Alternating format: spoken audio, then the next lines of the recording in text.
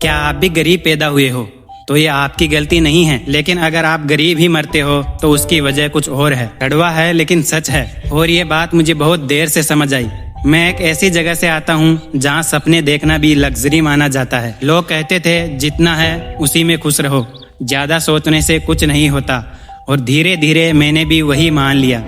मैंने खुद को कन्विंस कर लिया कि मेरी लाइफ ऐसी ही है, मैं इससे ज्यादा डिजर्व नहीं करता, और यही सबसे बड़ी गलती थी। गरीबी सिर्फ पैसे की नहीं होती, गरीबी सोच की भी होती है, और जब आपकी सोच ही गरीब हो जाती है तो आप खुद ही अपनी लिमिट से सेट कर लेते हो। आप कोशिश करना बंद कर देते हो, आप रिस्क लेना बंद कर देते हो, आप सिर्फ और सिर्फ सरवाइव करते हो, ग्रो नहीं।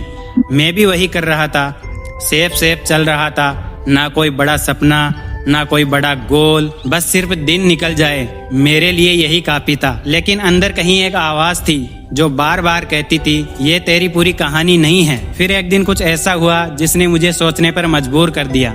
मैंने देखा कि मेरे जैसे बैकग्राउंड के लोग भी कुछ बड़ा कर रहे हैं, वो भी स्ट्रगल करके ही आए थे, उनके पास भी रिसोर्सेज नहीं थे, फिर भी वो आगे बढ़ गए।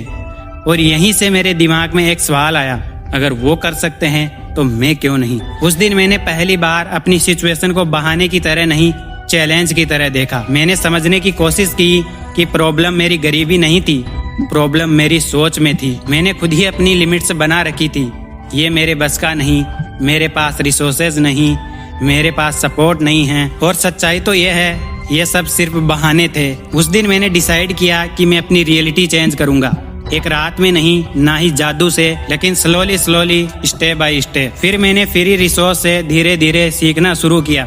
मैंने छोटे छोटे स्किल्स बिल्ड किए, मैंने खुद में इन्वेस्ट करना शुरू किया। शुरुआत में कुछ खास चेंज नहीं हुआ, लेकिन अंदर से मैं बदल रहा था, मेरी सोच भी बदल रही थी। मैं प्रॉब्लम्स पर नहीं, सॉल्यूशंस पे ध्यान देने लगा।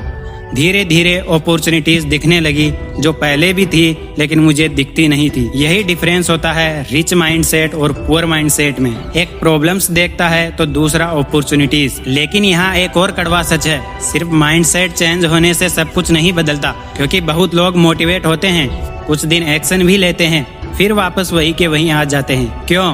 क्योंकि एक ऐसी चीज है जो उन्हें बार बार उसी साइकिल में खींच लेती है, और जब तक आप उसे नहीं समझते आप बदलाव मेंटेन नहीं कर सकते।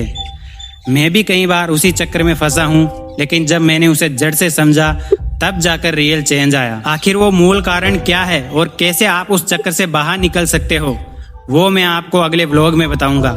क्योंकि अगर आपने वो समझ लिया तो ना सिर्फ आप अपनी करंट सिचुएशन बदल सकते हो, बल्कि अपनी पूरी जनरेशन की स्टोरी भी बदल सकते हो। तो बने रहिए, मिलते हैं नेक्स्ट व्लॉग में।